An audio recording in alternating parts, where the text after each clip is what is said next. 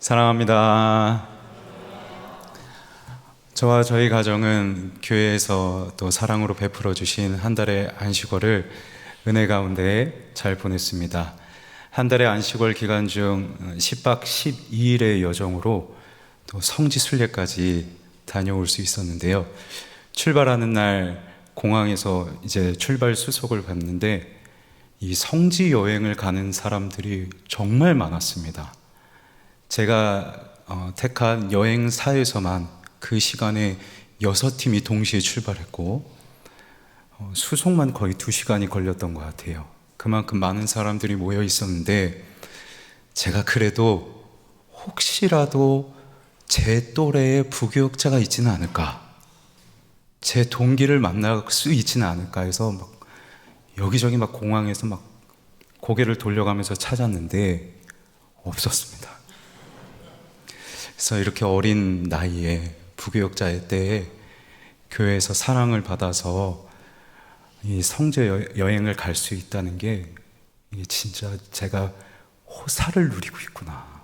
그래서 제 아내에게도 우리가 이거 진짜 호사를 누리는 거다. 그래서 이 자리를 빌어서 참 평생을 기억할 수 있는, 평생 기억하고 싶은 이 좋은 추억을 선물해 주신 우리 담임 목사님, 당의 장로님들, 그리고 모든 교우들께 이 자리를 빌어서 다시 한번 감사의 말씀을 드립니다.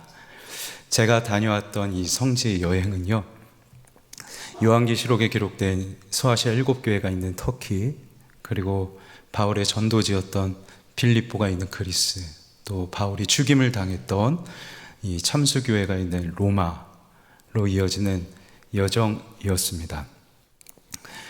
한 성지로 이동할 때까지 버스 안에서 관련된 다큐멘터리 영상도 보고 눈으로 직접 그 성지를 담고 돌아와서 또 다른 곳으로 이동하는 버스 안에서는 관련된 성경 본문이 있고 또 묵상하다 많이 울고요.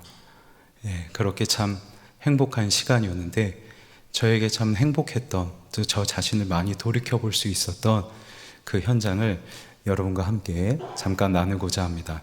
사진을 한번 보시겠어요? 제가 버스 안에서 찍은 사진인데요. 터키의 이스탄불 공항에서 내려서 다시 국내선을 타고 1시간을 이동하면 바울의 전도 여행지이자 또 베드로가 사역했던 갑바도기아라는 곳에 도착합니다. 이 갑바도기아 공항에 나와서 계속 버스를 이동하는 중에 눈에 보이는 환경이 다 이런 거였어요. 화면을 내려주시겠어요? 뭐 발전되지도 않고 아주 넓고 가이드가 이렇게 말을 하더라고요. 보통 한 성지에서 다른 성지로 이동할 때 평균 500, 600km 정도 이동합니다. 그래서 하루에 버스를 많게는 7시간 넘게 탔어요. 제가 그 얘기를 듣고 큰일 났다 이러고 속으로 생각하고 있는데 바로 이어서 가이드가 하시는 말씀이 힘들다고 생각하시죠? 그런데 그거 아세요? 사도 바울은 여길 걸었어요. 그래서 저는 성지 시작 때부터 사도 바울한테 한번 지고 시작했습니다. 한번 이길 수는 있을까 모르겠는데 다음 사진을 한번 더 보시겠어요? 이곳은 사도 바울의 1차 전도 여행지인 비시디아 안디옥의 입구입니다. 이 입구를 바로 들어서면 한 부조상이 보이는데 그 부조상 사진을 찍고 확대해 보았습니다. 오른손으로는 긴 뱀의 형상을 이렇게 잡고 있고요. 한 손에는 포도송이를 들고 있거든요. 당시 저 시대에 뱀은 치유와 생명을 의미했고 영원을 의미했습니다.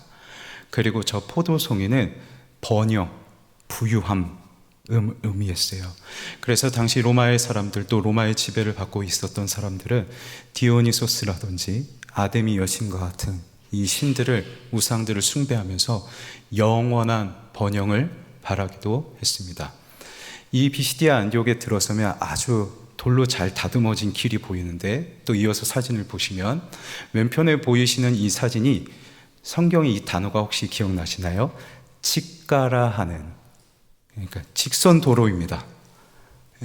잘 이렇게 다듬어져 있죠. 저 시대 때 저렇게 다듬어진 도로가 있었다는 것은 그만큼 로마가 엄청나게 이 교통이 발달했다는 것을 보여줍니다. 이 직가라는 길을 쭉 들어서면 오른쪽으로 꺾어서 또 쭉 가면요, 저것이 이제 원형 극장입니다. 당시 사람들이 여러 공연을 즐겼던 원형 극장이고요. 또 저 아래에 있는 사진은 로마의 황제 아우구스투스 황제의 신전, 또 이외에도 신전들이 있습니다. 사실 저 원형 경기장과 신전들은 제가 못 갈 뻔했어요. 못 볼 뻔했어요. 터는 넓은데 일정상 이곳은 안 들르고 일부만 보고 가겠다는 거예요. 그래서 제가 나는 못 그럽니다. 네, 교회에서 보내주셨는데 저는 어떻게든 다 보고 남겨가야 됩니다. 해서 가이드에게 이렇게 커피 하나를 드리면서 제가 안 보여도 놀라지 마십시오 해서 막 온통 뛰어다녔습니다.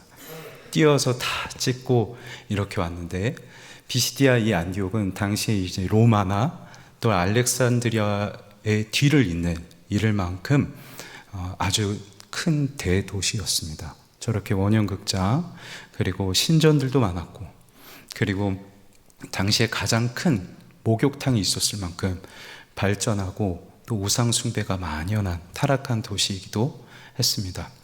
그런데 다음 사진을 보여주시면 이 집가라는 거리에서 좌측으로, 앞에는 우측이었잖아요.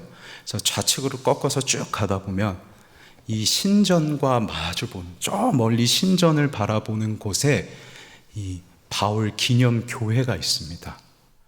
원래 이 자리는요, 사도 바울이 전도 여행을 시작하면서 가장 먼저 처음으로 설교했던 회당이 있었던 자리라고 합니다.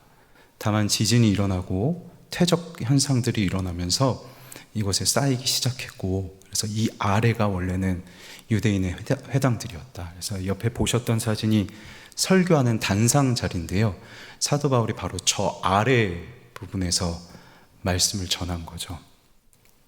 저 단상에 서서 앞에 보이는 원형 극장, 멀리 보이는 아우구스투스 이 신전을, 황제의 신전을 보는데 문득 예수님의 모습이 좀 떠올랐어요. 마태복음 16장을 보시면 빌립보 가이사랴라는 말씀을 하실 겁니다. 빌립보 가이사랴에서, 아직 아닙니다. 예, 감사합니다. 빌립보 가이사랴에서 예수님께서 제자들에게 이렇게 물으셨죠. 너희는 나를 누구라 하느냐? 빌립보 가이사랴 역시 황제의 신전들이 있었던, 또 발전했던 도시였습니다. 비시디아 안디옥과 다르지 않았어요. 저 신전들을, 도시의 화려함을 보고 마주하고 있는 제자들을 향해서 앞에 서 있는 나를 너희는 누구라 하느냐 예수님께서 말씀하셨고, 제자들이 저 로마의 황제가 우리의 주가 아니라 내 앞에 계신 예수님이 내 주님이시요 그리스도이십니다 라고 고백했죠. 마찬가지로 이 발전되고 타락한 저 신전이 보이는 비시디아 안디옥에서 사도 바울이 이렇게 설교했습니다. 여호와께서 약속하신 대로 이스라엘을 택하여 세우신 구주가 있으니 곧 예수라. 빌립보 가이사랴에서 너희는 나를 누구라 하느냐라는 예수님의 질문에 주는 우리의 그리스도이십니다 라고 대답했던 제자들처럼 지금 이곳에서 설교하고 있는 사도 바울 역시 주는 그리스도이십니다, 예수님이 나의 구주십니다, 마치 설교로 예수님의 이 질문에 대답하고 있는 것 같은 거예요. 대답만 했을까요? 예수님께서 대답한 이 제자들을 향해서 앞으로 예수님이 고난받게 되실 것을 알려주세요. 그리고 이어서 하시는 말씀이 있는데 화면의 말씀을 통해 보시죠. 이어 예수께서 제자들에게 이르시되 누구든지 나를 따라오려거든 자기를 부인하고 자기 십자가를 지고 나를 따를 것이니라. 누구든지 제 목숨을 구원하고자 하면 잃을 것이요 누구든지 나를 위하여 제 목숨을 잃으면 찾으리라. 예수님께서 제자의 삶이 무엇인지, 나를 따르려거든 자기를 부인해야 한다, 자기 목숨도 잃어야 한다라고 말씀하세요. 사도 바울은 어땠을까요? 너희는 나를 누구라 하느냐라는 그 질문에 대답은 했습니다. 자기를 부인해야 된다라는 이 예수님의 말씀에 사도 바울은 어떻게 반응했나요? 사도 바울이 이 회당에서 설교한 바로 다음 날 수많은 유대인들이 몰려와서 이 사도 바울을 비방하고 박해합니다. 그리고 내쫓아요. 과거의 사도 바울, 예수님을 만나기 이전의 사도 바울은 사람들로부터 영광과 칭송을 받았던 바울이었습니다.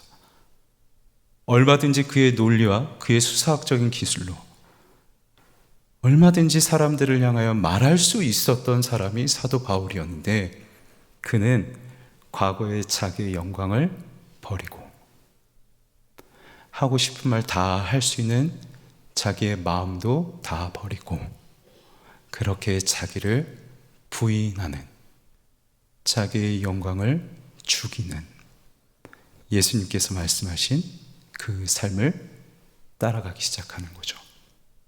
그래서 이 사도 바울의 전도 여행을 쭉 다니다 보면 한 말로 이 여행을 정의할 수 있는 것 같아요.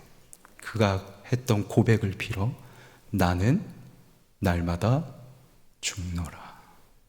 자기를 죽이는 사도 바울의 모습이었습니다. 사도 바울이 자기를 죽이는 그의 전도 여정은 여기서 멈추지 않고 계속됩니다. 다음 사진을 보여주시겠어요? 보이시는 곳이 빌립보 옛 시장터입니다.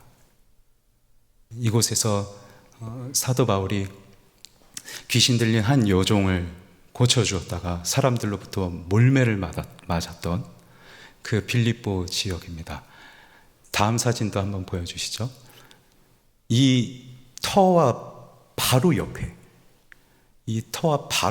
왼쪽에 멀리 보이시는 곳이 바로 바울과 실라가 갇혔던, 찬양 중에 옥문이 열렸던 빌립보 감옥입니다. 지상처럼 되어 있지만 원래 저 자리가 지하였습니다. 물이 흐르는 하수 시설이었고요. 그래서 지금도 가까이 가보면 이렇게 습한 냄새가 나더라고요.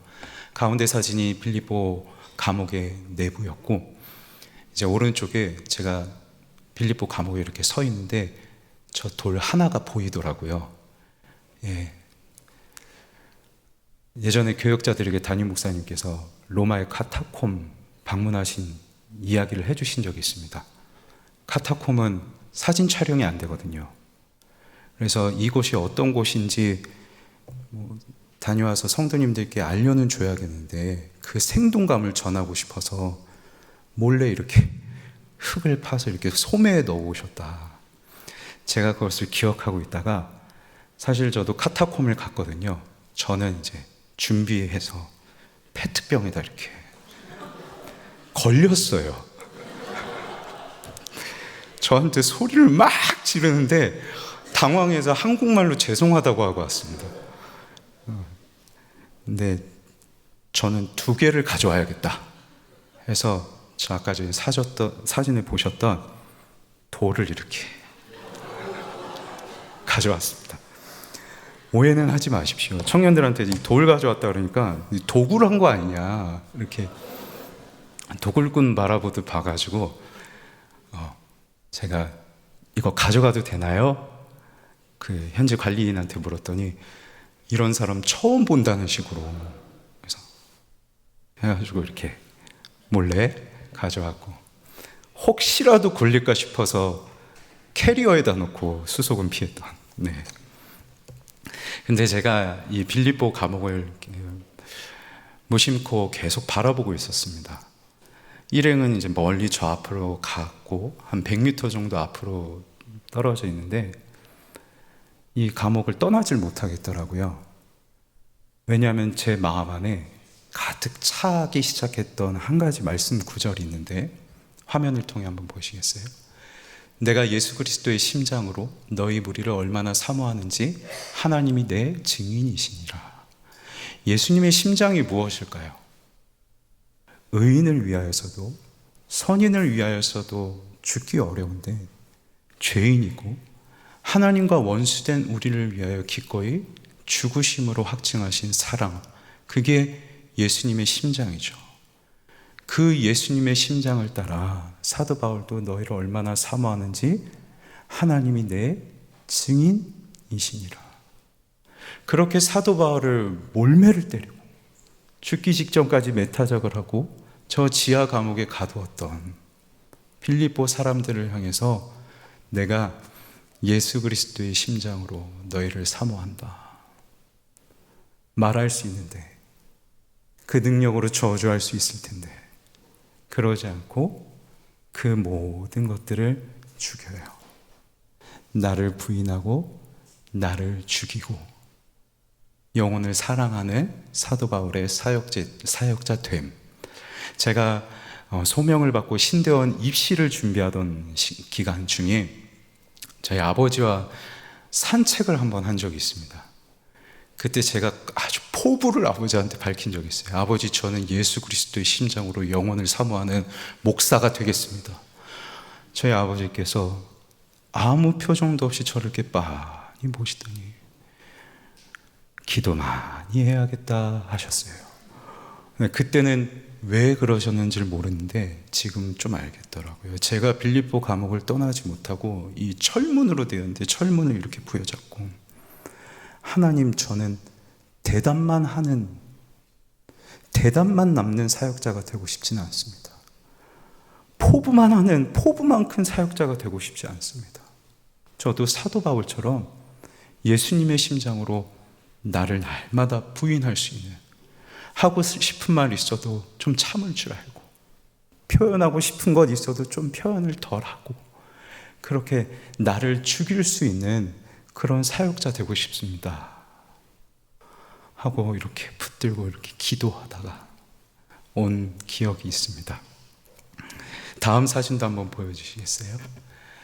이 사도 바울의 최후를 알 수 있는 곳이 사도 바울 로마에 있는 바울 참수 교회라는 곳입니다. 저 새 창살로 되어 있는 곳이 사도 바울이 갇혀 있던 감옥이에요. 그리고 감옥의 내부입니다. 내부이고 저 주변으로는 이렇게 평평한 길로 잘 포장이 되어 있는데 아주 일부만 저 돌길로 이렇게 유지해 두고 주변을 이렇게 밟지 못하도록 유지를 해 두었습니다. 저곳이 이제 사도 바울이 참수 당하기 위하여서 착고를 차고 걸어간 길입니다. 제가 저 옆에 서서 사진도 찍고 영상으로 찍으면서 걸어가게 되는데 이건 차마 못 보여드리겠더라고요. 제가 감히 이렇게 저는 지금 그런 사역자가 아니라는 민망함 때문에 그건 못 보여드리겠고, 다음 사진도 한번 보여주시겠어요? 저 새창살 안, 그리고 저 안쪽 내부가 가운데 사진입니다. 저곳이 사도 바울이 참수당한 터입니다. 가운데 동그란 기둥이 보이시나요? 저 교회 가면 이렇게 하나 잘 조각으로 새겨진 그림이 있는데 저 동그란 기둥에 사도 바울이 목을 이렇게 걸고 쭉 늘어선 채로 위에서 이제 칼로 내리치는 거죠. 전승에 의하면 사도 바울의 목이 잘리고 그리고 목이 3번 튕겼다고 합니다.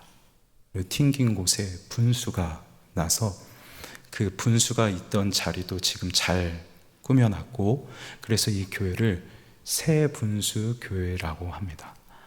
마지막은 제가 원래 저런 거를 되게 안 좋아하는데 방명록을 남기는 곳이 있더라고요. 네. 그래서 적었습니다. 하나님, 나는 날마다 죽노라, 이게 내 자랑거리라는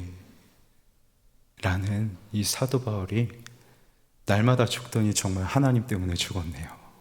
이렇게 기도하면서 하나님, 오늘도 죽을 수 있고 내일은 오늘보다 좀 더 잘 죽는 사역자이고 싶습니다.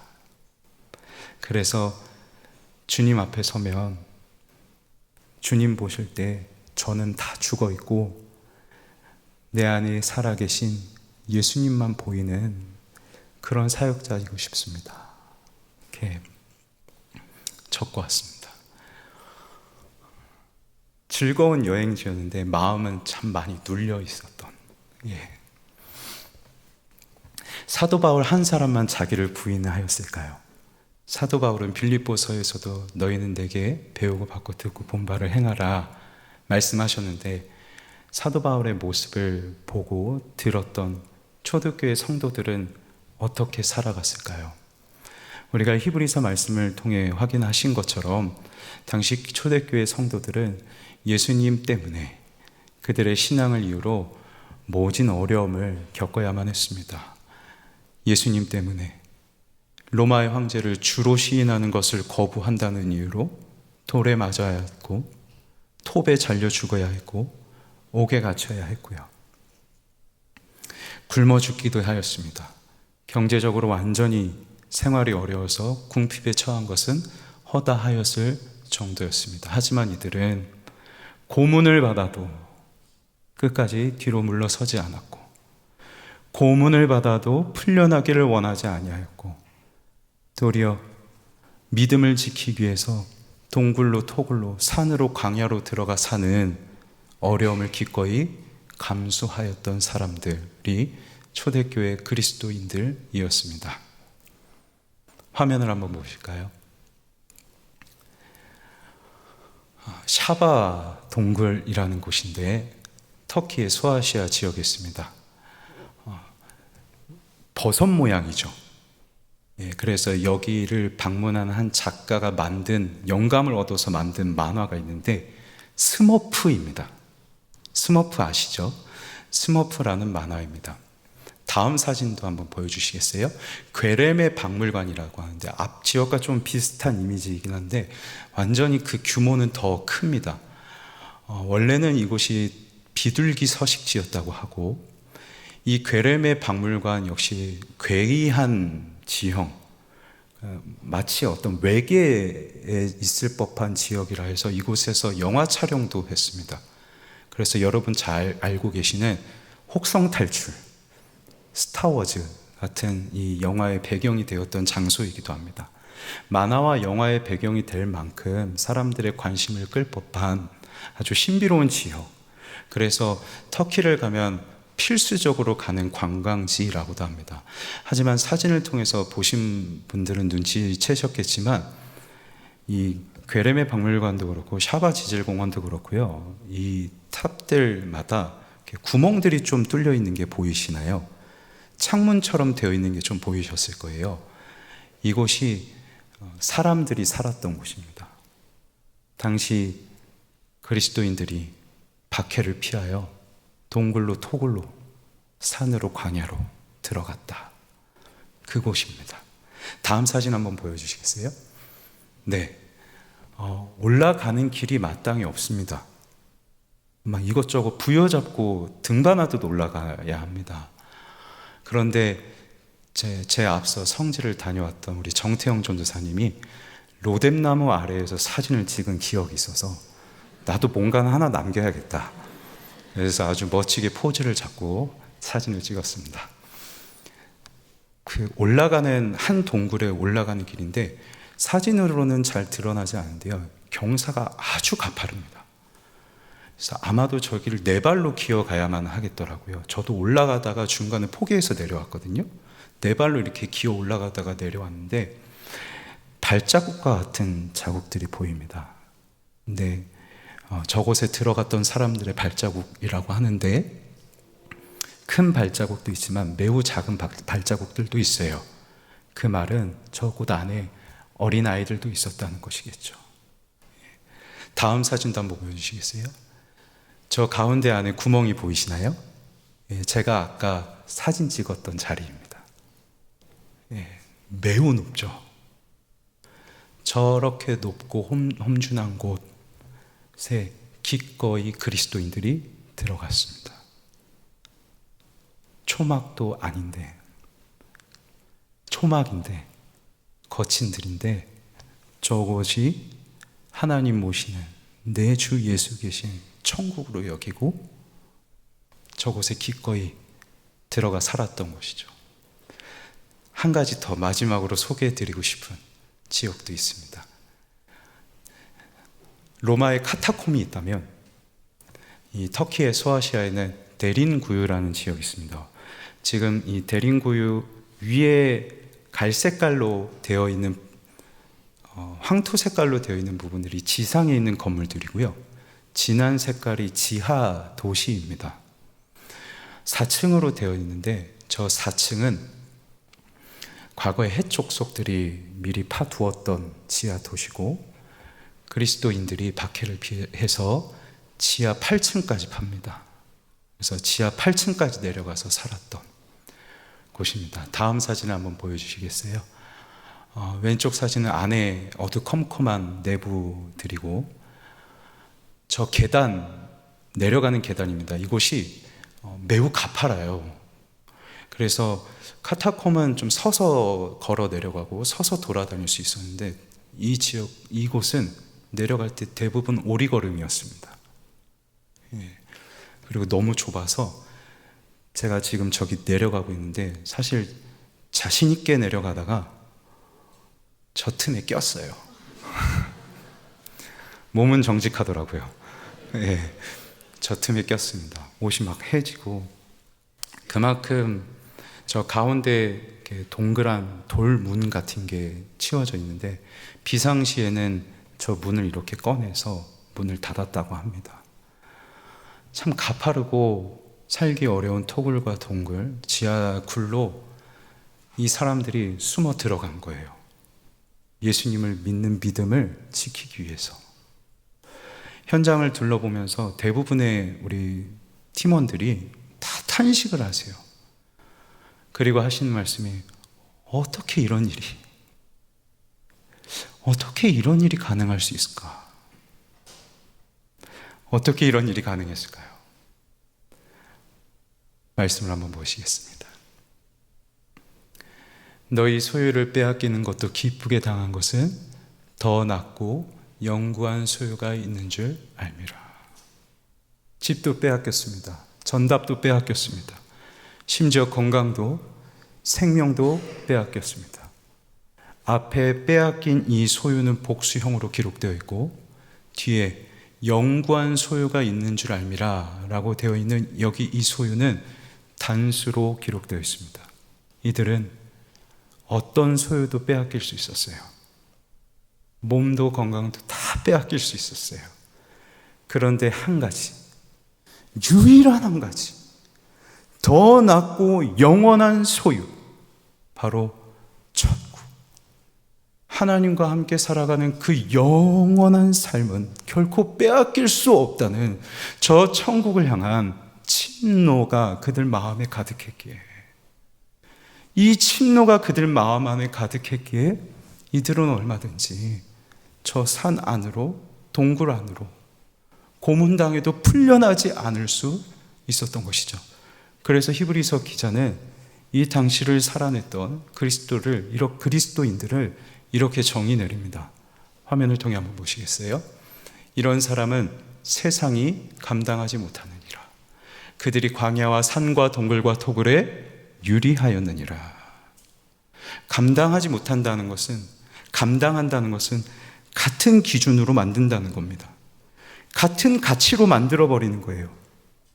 하늘의 가치로, 천국의 가치로 살아갈 그리스도인들을 어떻게든 저 하늘의 가치에서 끌어내려서 이 땅의 가치로 살아가도록 만드는데, 박해하고 다 빼앗아가면서 어떻게든 이 땅 로마의 가치를 따라서 더 좋은 부유한 번영을 쫓아 살아가고 다른 신들 우상을 숭배하며 살아가도록, 그 가치를 가지고 살아가도록 만들고 싶은데, 이 그리스도인들이 하는 말이 나는 그렇게 살아가는 사람이 아닙니다.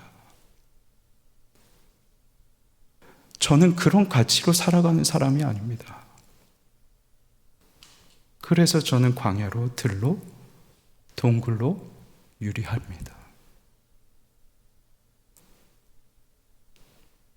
사도 바울도 사역자로서 자신의 삶, 자신의 영광을 죽일 수 있었지만 당시 그리스도인들도 자신의 믿음을 위해 영원한 저 천국을 침노하며 때로는 몸과 마음이 무너져서 돌아서고 싶고 믿음을 부인하고 싶고 저 쾌락과 우상 숭배를 쫓아 살아가고 싶지만 내 마음과 투쟁하고 또 투쟁하고 내 마음을, 내 영광을, 내 생각을 죽이고 또 죽이며 나 자신을 부인하여서 또다시 내 마음 안에 하나님을 향한 마음이, 하나님의 뜻이 가득해서 또다시 천국을 침노하는,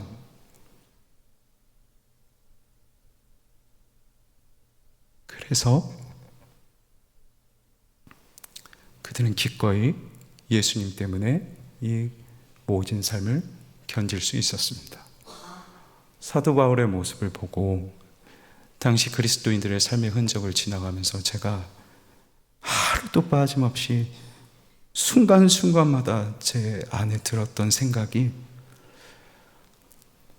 내가 너무 쉽게 나는 그리스도인입니다 라고 말해왔구나. 너무 쉽게 그리스도인이라 말했구나. 하고 싶은 말 다 하고 하고 싶은 표현들, 행동들 다 하는 내가 그리스도인이 맞나? 천국을 침노하는 것이 아니라 땅의 것을 침노하고 있는 내가 그리스도인이라 할 수 있나? 삶의 질이 중요하고 먹고 사는 문제는 중요해서 정작 초막이든 궁궐이든 내 주 예수 모신 것이 그 어디나 하늘나라라고 고백하는 게 참 두려워. 내가 그리스도인이라 할 수 있나? 내가 그리스도인이라 너무 쉽게 말해왔다. 하나님 앞에 서서 또 이 믿음의 선조들 앞에서 만약 제가 서게 된다면 너는 그리스도인이라 할 수 있니? 만약 이 질문을 받게 되었을 때 내가 어떻게 대답해야 될까? 어떻게 대답해야 될까? 말씀을 맺겠습니다. 주 안에서 사랑하는 성도 여러분, 어쩌면 저와 여러분은 포부만 있는, 그저 하나님께 대답만 할 수 있는 그리스도인일지도 모르겠습니다. 하지만 바라기는 저와 여러분의 삶이 대답과 포부를 넘어서 정말 천국을 침노하는 그리스도인의 삶, 나 자신을 부인하는 그리스도인의 삶, 세상에 감당할 수 없는 그 그리스도인의 삶, 그 그리스도인의 삶을 저와 여러분이 다시 살아낼 수 있기를 주님의 이름으로 간절히 소망합니다.